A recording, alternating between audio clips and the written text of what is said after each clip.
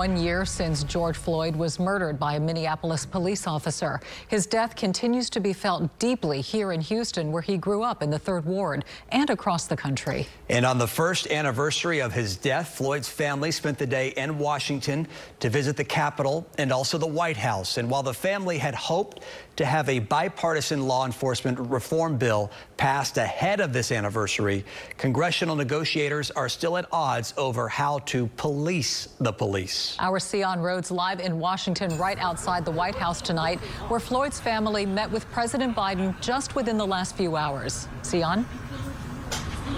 Despite the setbacks in getting this bill passed, the Floyd family making it clear today they are not giving up their push for systemic change in American policing. We're thankful that they showed great concern. George Floyd's family at the White House Tuesday, sitting down with President Joe Biden on the 1-year anniversary of Floyd's death. It's a pleasure just to be able to have the chance to meet with him. I feel it was a very productive conversation. A conversation about fundamentally changing policing in America. If you can make federal laws to protect the bird, which is the bald eagle, you can make federal laws to protect people of color. The George Floyd Justice and Policing Act would ban chokeholds and no-knock warrants, prohibit racial profiling, and end qualified immunity for law enforcement, allowing people to file civil suits against the police.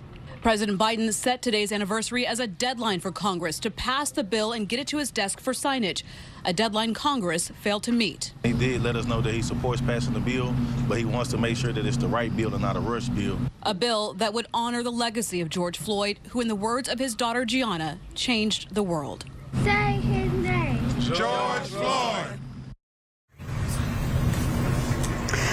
And so the family concluding their day on Capitol Hill, meeting with lawmakers on both sides of the aisle. They're still hoping for bipartisan support of a bill. They say this should be something that everyone can agree on, and it would be the most significant civil rights legislation passed in 57 years.